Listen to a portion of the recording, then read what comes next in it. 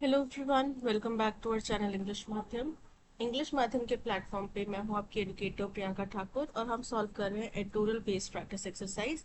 Start करते हैं आज का session with thought of the day, that is great work is performed not by strength but by perseverance. यानी कि जो अगर आप कोई भी महान कार्य करना है, इसका मतलब ये नहीं कि आपके अंदर बहुत ताकत होनी चाहिए, पर आपके अंदर निरंतर उस काम को करने की हिम्मत होनी चाहिए। वो ताकत होनी चाहिए कि आप रेगुलरली कंटिन्यूअसली उस काम को कर सके बिना कोई भी एंथुजियाज्म लूज करे या फिर बिना परेशान हुए या विचलित हुए। ठीक है, चलिए स्टार्ट करते हैं। Reading comprehension and practice exercise for SS CGL 2025। The Manipur high court court's order to the state to issue fresh academic certificates to Beyonce Laishram।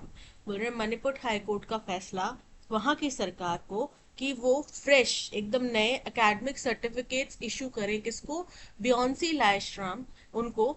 Is at once a matter of individual justice. बोल रहे हैं ये एक individual किसी व्यक्ति को मिले justice का एक मैटर है and a larger commentary on the state of transgender rights. और एक बहुत बड़ी टिप्पणी है कि ट्रांसजेंडर लोगों के अधिकारों की स्थिति, स्टेट क्या है। अब ये स्टेट क्या है? ये स्टेट बता रहा है वहां के स्टेट को, सरकार को, और ये स्टेट उनकी स्थिति को बता रहा है। ठीक है, what should have been a simple administrative correction became a legal battle। तो जो चीज एक साधारण एडमिनिस्ट्रेटिव करेक्शन होना चाहिए थी वो एक कानूनी लड़ाई बन गई। कि सिंपल, आपको अगर मान लो आपके नाम के स्पेलिंग में कोई एरर है तो प्रावधान बना हुआ है कि भाई मेरे नाम के स्पेलिंग में THAKUR की जगह THAKUE कर दिया गया है। अब मैं वहां पे क्या जाके एक फॉर्म भरूंगी, उसमें बताऊंगी करेक्ट स्पेलिंग ई की बजाय आर है। ठीक है, तो वो आर कर देंगे। यही प्रावधान उनके लिए भी होना चाहिए था, लेकिन ये एक कानूनी बैटल बन गया। क्यों? Not because the law lakhs provisions, इसलिए नहीं क्योंकि लॉ में, कानून में प्रावधान नहीं है, but because its implementation remains frustrated by inertia and bureaucratic rigidity. लेकिन इसलिए कि उसको लागू करना, इम्प्लीमेंटेशन मतलब लागू करना, वो अभी भी फ्रस्ट्रेटेड रहता है, यानी कि परेशान किया जाता है गतिरोध, इनर्शिया यानी कि रुकावट, गतिरोध से, और ब्यूरोक्रेटिक रिजिडिटी कि हमारे जो ब्यूरोक्रेट्स हैं वो ओपन माइंडेड नहीं है, वो अपने उस दृष्टिकोण को खोलते नहीं है कि हाँ ये चीज भी संभव है, हम इसमें भी इस चीज को अप्लाई करते हैं, वो उनके पास में है ही नहीं। In NALSA versus Union of India, the Supreme Court recognized the right to self-identify gender and ordered the state to treat, बोल रहे हैं एक NALSA versus union of India का केस था भारत सरकार का। ठीक है, जो जिसमें सुप्रीम कोर्ट ने माना कि आप खुद को अपना जेंडर सेल्फ आइडेंटिफाई कर सकते हैं। यानी कि कई लोग होते हैं जिनमें ना जेंडर डिस्फोरिया करके एक बीमारी होती है, मेंटल डिसऑर्डर होता है। उसमें क्या होता है कि मान लो मैं फीमेल हूँ, लेकिन मुझे अंदर से फीलिंग आ रही है कि मैं गलत बॉडी में ट्रैप्ड हूँ, मैं अंदर से मेल हूँ, मुझे फीमेल नहीं होना चाहिए था, वो हो गया जेंडर। या फिर कोई मेल है, उसको ये फीलिंग आ रही है कि नहीं मैं अंदर से फीमेल हूँ। तो आपने देखा होगा बहुत सारे लोगों को, जो आप हिंदुस्तान में भी ट्रेंड, मतलब ये काफी ओपनली लोग अपने आप को बताते हैं, डिफाइन करते हैं, खासतौर पर बड़े शहरों में, कि वो क्या है। ठीक है, तो वो अधिकार हिंदुस्तान को दिया गया, हिंदुस्तान में दिया गया है कि भाई आप खुद को अपना जेंडर आइडेंटिफाई कर सकते हो। और स्टेट को ऑर्डर किया था, यानी कि सरकार को ऑर्डर किया था, तो treat trans person as socially and educationally backward classes, कि इनको सामाजिक और एजुकेशन के रूप में बैकवर्ड क्लासेस के तौर पे माना जाए, एंटाइटल टू वेलफेयर मेजर्स, और इनके वेलफेयर के लिए भी कदम उठाए जाए। जैसे कि हम ST SC OBC जो हैं, हम मानते हैं कि ये वंचित वर्ग हैं। ठीक है, ये जो है मार्जिनलाइज्ड कम्युनिटीज हैं, वैसे ही ट्रांसजेंडर को भी एक मार्जिनलाइज्ड कम्युनिटी माना जाए और इनके अपलिफ्टमेंट के लिए, इनके वेलफेयर के लिए काम किया जाए। ठीक है, ऐसा उन्होंने आदेश दिया। The principle was codified in the Transgender Person Protection of Rights Act 2019। तो अब ये जो सिद्धांत था ये transgender person protection of rights act 2019 बना के बता दिया गया, which also obligated authorities to recognize a person's self identified gender and issue official documents, जिसके अंतर्गत जो भी अथॉरिटीज हैं, जो भी राजतंत्र है, अफसरशाही है, उनको ये बाधित किया गया, उनके दायित्व बना दिया गया कि वो कोई व्यक्ति खुद को अगर अपना जेंडर कुछ अलग आइडेंटिफाई करता है तो वो उसको मान्यता दें और उसको ऑफिशियल डॉक्यूमेंट्स प्रोवाइड कराएं। Together with article 14। अब आर्टिकल 14 और 21 के साथ में, हमारे संविधान के आर्टिकल 14 और आर्टिकल 21 के साथ में, trans persons are thus entitled to having their affirmed identity seamlessly recognized in all institutional records। तो ट्रांस पर्सन जो है उनके पास में ये अधिकार है कि वो अपनी जो कंफर्म, जो उनकी आइडेंटिटी है, जो मानते हैं वो है, उसको बिना किसी परेशानी के रिकॉग्नाइज किया जाए सभी संस्थाओं के रिकॉर्ड्स में। Yet their lived reality is very different. फिर भी जो वास्तविक हकीकत उनके लिए है वो बहुत डिफरेंट है। डिस्पाइट द लॉ, बावजूद ये क्लियर लॉज होने के, बीइंग क्लियर, स्पष्ट लॉ के on self identification, bureaucratic setups often do not act unless compelled by higher authorities. जो ब्यूरोक्रेटिक स्ट्रक्चर है वो तब तक कोई भी कार्यवाही नहीं करता, कदम नहीं उठाता, जब तक कि उनको कोई अधिकारी या सीनियर कोई या फिर ऐसे कोर्ट वगैरह उनको फटकार न लगाए, उनको मजबूर ना करे कि भाई अब तुम ये काम करो। In doctor Laishram's case, her university refused to update her educational records citing procedural hurdles।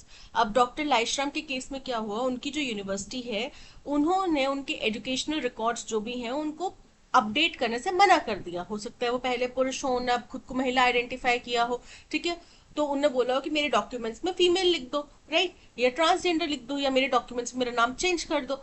तो उसको बोला कि भाई ये तो प्रोसीजर इसका बड़ा खराब है, ये नहीं हो पाएगा, ऐसा नहीं है, ठीक है। अब ये क्या दर्शाता है, सिम्टोमैटिक ऑफ अ सिस्टम मेलाइस, ये दिखाता है कि हमारे सिस्टम कितना लचर है, उस चीज का ये स्पष्टीकरण है, उसके ये एक सिंबल है, ठीक है, उसके कुछ लक्षण है।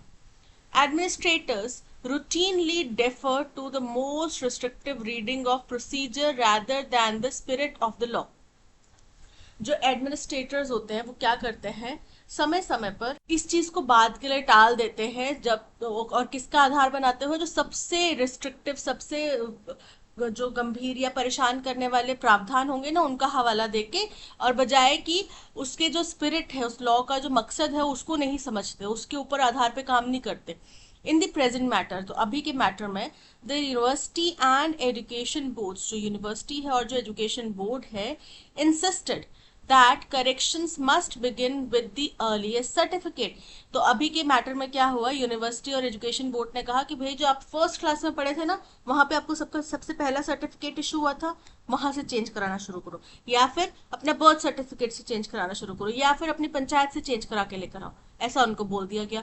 Qualifying recognition on a cascading set of bureaucratic approvals. अब इसका प्रावधान, इसका मतलब क्या था कि जब आप मान लो सेकंड क्लास में जाते हो, तो सेकंड क्लास में जाने के लिए आपका एक क्वालिफाइंग वो क्या होता है कि आपने फर्स्ट क्लास पास करी है, ठीक है, तभी आप सेकंड क्लास में जाओगे।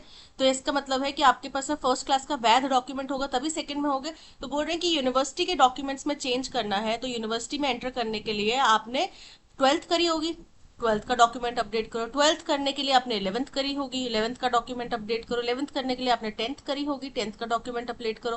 तो यानी कि सबसे ऊपर वाला डॉक्यूमेंट आपको तभी मिलेगा जब सबसे नीचे वाला आपका डॉक्यूमेंट जो है वो अपडेट होगा, तो ठीक है। Where the law envisages gender as a matter of self determination for transgender individual।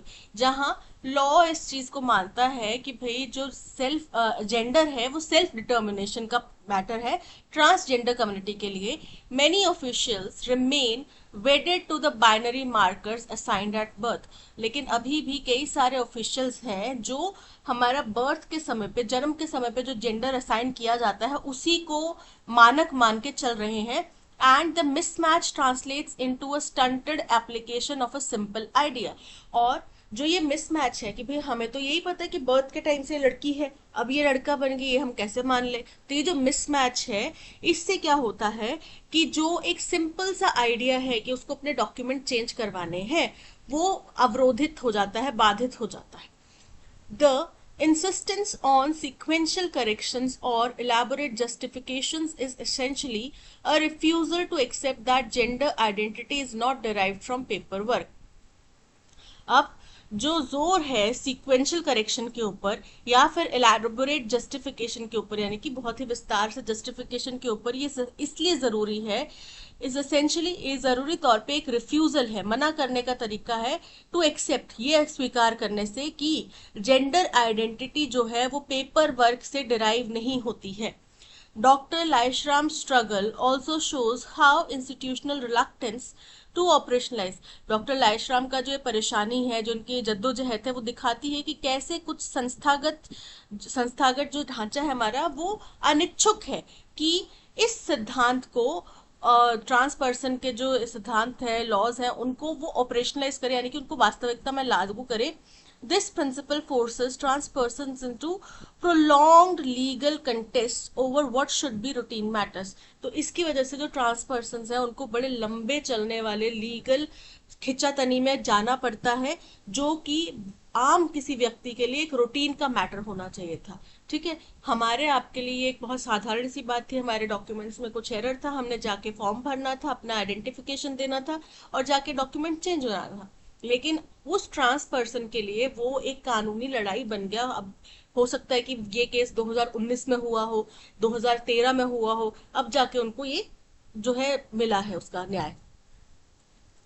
Such episodes reveal a troubling truth. अब इस तरीके के जो किस्से होते हैं बहुत ही परेशान करने वाले, विचलित करने वाली हकीकत बताते हैं। वो क्या है हकीकत? Trans persons navigating stigma and discrimination, की ट्रांस पर्सन्स को किस तरीके के जो रूढ़िवादी हमारी सोच है उससे गुजरना पड़ता है और भेदभाव से गुजरना पड़ता है।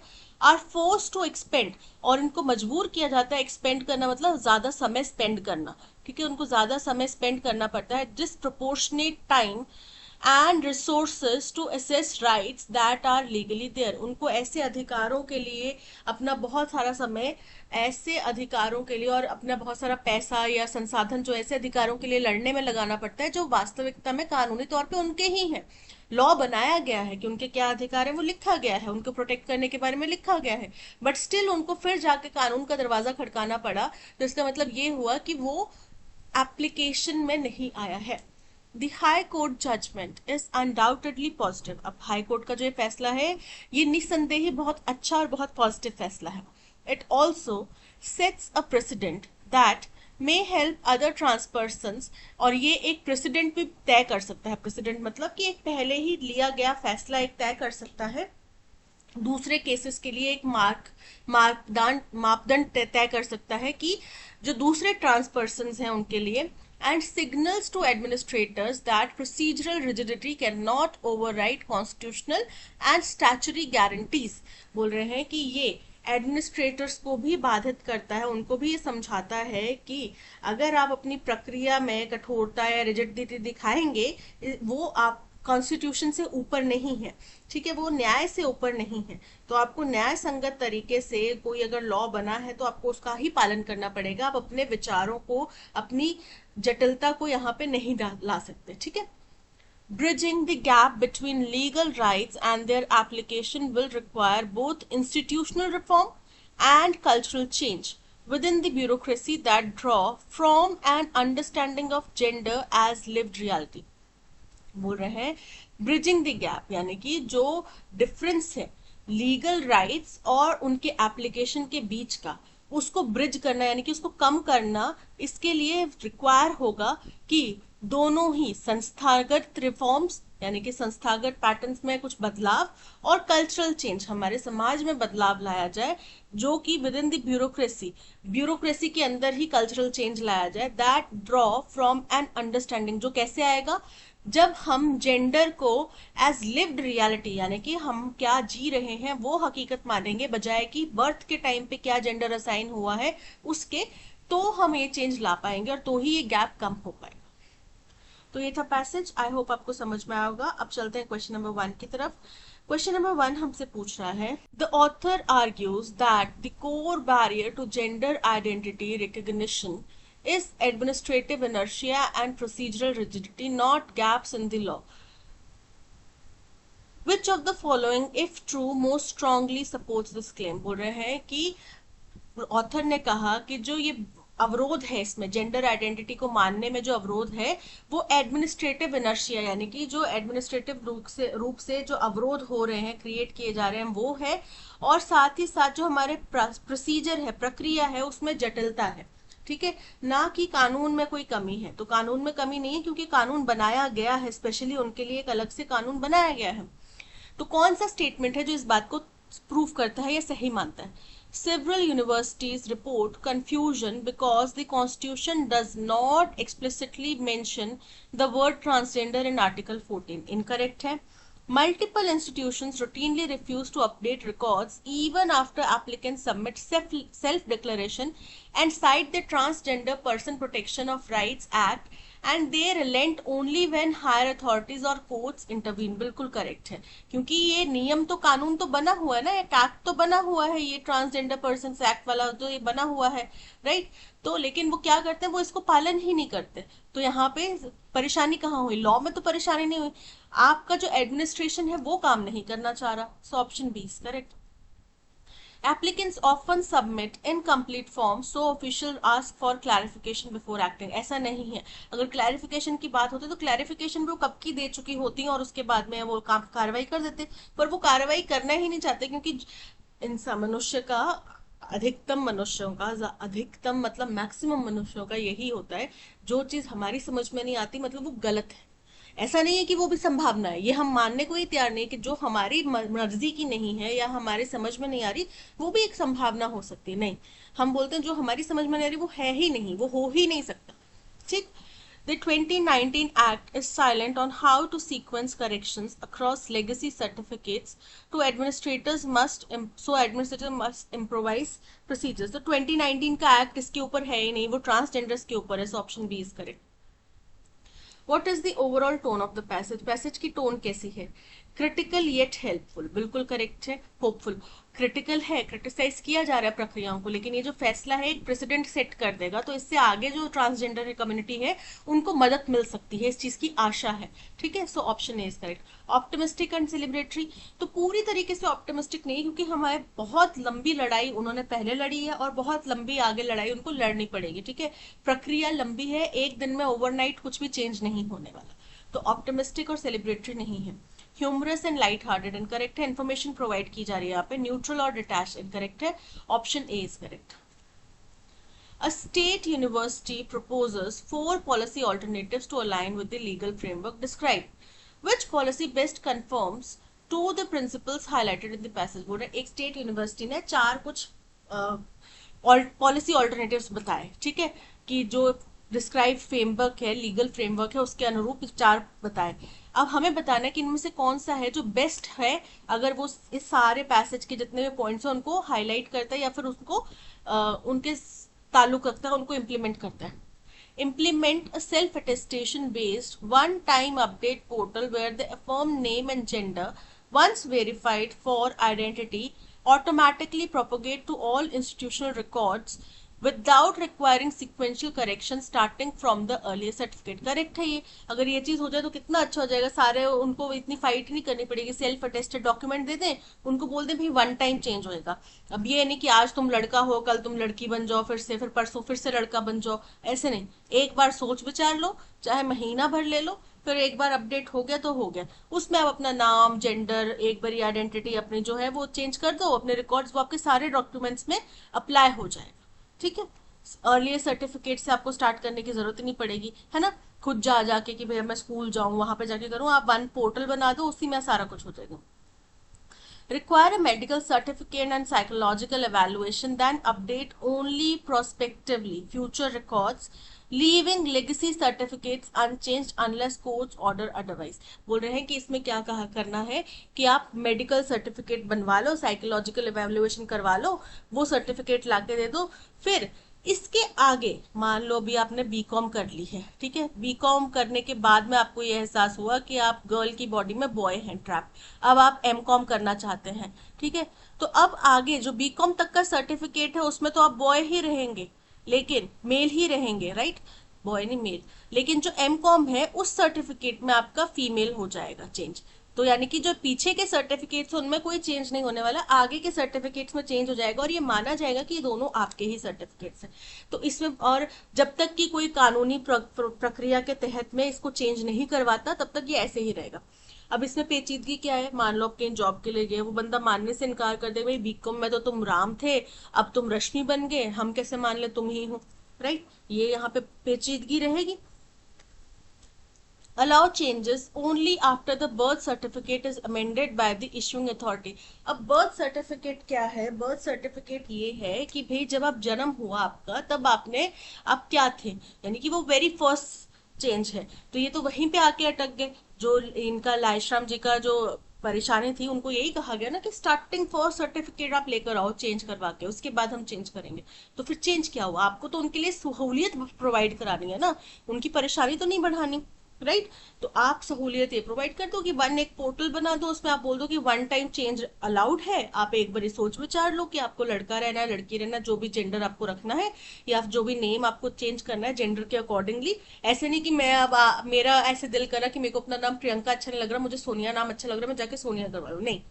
वो चेंज है कि आप अगर ट्रांसजेंडर कम्युनिटी से बिलोंग करते हैं या आप मतलब आप में कुछ जेंडर डिस्फोरिया या ऐसी कोई परेशानी है आपको फील हो रही है, तो उस अकॉर्डिंग आप इसको चेंज करवा लो, ठीक है, one time.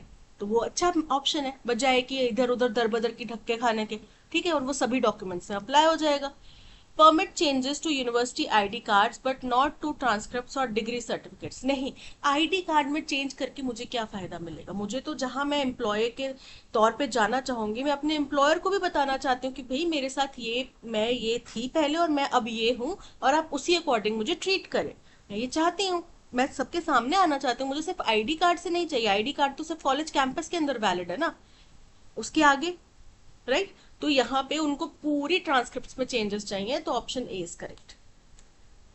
Which statement is most reasonably inferred from the passage about the role of documentation in gender recognition. बोल रहे हैं जेंडर रिकॉग्निशन में डॉक्यूमेंटेशन का क्या रोल है। तो कोर्ट ने ये माना है कि डॉक्यूमेंट जो है वो जेंडर को आइडेंटिफाई नहीं करता, क्योंकि जेंडर जो है सेल्फ लिव्ड एक्सपीरियंस होता है, आइडेंटिफाई कर सकते हैं आप उसको, जैसे जैसे आप जीवन जीते हैं आपको पता चलता है कि आप किस तरफ इंक्लाइंड है, ठीक है। इस थिंकिंग को बताया जा रहा है, माना जा रहा है, एक्सेप्ट किया जा रहा है, और कोर्ट ने एक्सेप्ट किया है, सुप्रीम कोर्ट ने एक्सेप्ट किया है, ठीक है, और उसके अकॉर्डिंग लॉ बनाने के लिए कहा है, ठीक। Documentation is the sole legal basis for determining gender identity in India. नहीं, ये चेंज हो चुका है, ठीक है। Over reliance on documentation can impede recognition of self-identified gender even when the law supports it। बिल्कुल करेक्ट है कि अगर आप सिर्फ डॉक्यूमेंट्स के ऊपर विश्वास करते रहेंगे ना कि भाई नहीं नहीं हमें तो कागज ही चाहिए, कागज ही चाहिए, जो मर्जी कर लो कागज ही चाहिए, तो वो जो लॉ बना है जो कि सपोर्ट करता है कि आप खुद को सेल्फ आइडेंटिफाई कर सकते हो जिस भी जेंडर में आप करना चाहो, उसको बाधित करता है, उसको रोकता है। Courts prefer paper work based determination over constitutional principles. नहीं, सुप्रीम कोर्ट ने, देश की सर्वोच्च अदालत ने इस चीज को एक्सेप्ट किया है कि आप सेल्फ आइडेंटिफाई कर सकते हो अपने जेंडर को, तो इनकरेक्ट हो जाता है। Universities have no legal obligation to update records to reflect self identified gender. Incorrect है, यूनिवर्सिटीज को बाधित किया गया है, ठीक है, उनके पास में ये ऑब्लिगेशन है कि उनका दायित्व है कि वो जेंडर आइडेंटिफाइड जो सेल्फ जेंडर है, आइडेंटिफाइड जेंडर है, उसको अपडेट करें रिकॉर्ड्स में। लेकिन ये भी मैंडेटरी होना चाहिए कि बार बार की प्रक्रिया ना हो, जैसे कि यूएस में या कुछ वेस्टर्न कंट्रीज में हमें देखने मिल रहा है कि लोग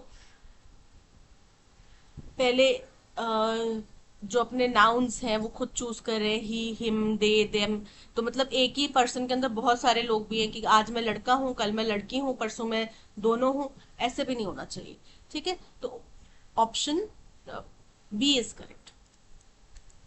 the high court judgment signals to administrators that procedural rigidity cannot override constitutional guarantees या constitutional and statutory guarantees। customary and ecclesiastical नहीं, constitutional and statutory, option B is correct. Antonym बताना है इनर्शिया का। इनर्शिया का मतलब क्या होता है, कुछ मूवमेंट, कुछ डायनेमिक चेंज है ना, तो यहाँ पे इनर्शिया का इस्तेमाल किया गया था अवरोध के तौर पे, मतलब मूवमेंट है, रोकथाम है, तो इसका एंटोनिम क्या हो जाएगा। फर्स्ट है टॉर्पर, टॉर्पर का मतलब होता है स्लगिशनेस, ठीक है। इम्पास, इम्पास का मतलब होता है एक डेडलॉक, अवरोध, ठीक है। ब्रेक, जो कि इनर्शिया का ऑपोजिट नहीं है। डायनामिज्म, डायनामिज्म का मतलब होता है एनर्जेटिक एक्शन या फॉरवर्ड मूवमेंट, ठीक है। अब इनर्शिया क्या था, रोकने की प्रक्रिया, ठीक है, उसके विपरीतार्थक। स्टैसिस, स्टैटिस का मतलब होता है कोई चेंज नहीं, so option C dynamism is correct. That's all, आज के सेशन में इतना ही। इसी तरीके का full 25 question practice exercise solve करने के लिए आप हमारा पेड कोर्स ले सकते हैं फ्रॉम द वेबसाइट और ऐप। कोर्स में आप RC, parajumble, cloze test, antonym synonym के क्वेश्चंस और एरर फाइंडिंग के क्वेश्चन सॉल्व करेंगे, जो कि आपके एग्जाम पैटर्न बेस्ड हैं, तो आपको प्रैक्टिस करने में और ज्यादा मदद मिलेगी, ठीक है। Thank you so much for watching. अगर आपको कंटेंट पसंद आया हो तो लाइक, शेयर और सब्सक्राइब जरूर कीजिएगा। मिलते हैं नेक्स्ट सेशन में। Till then keep learning and keep practising. Bye bye.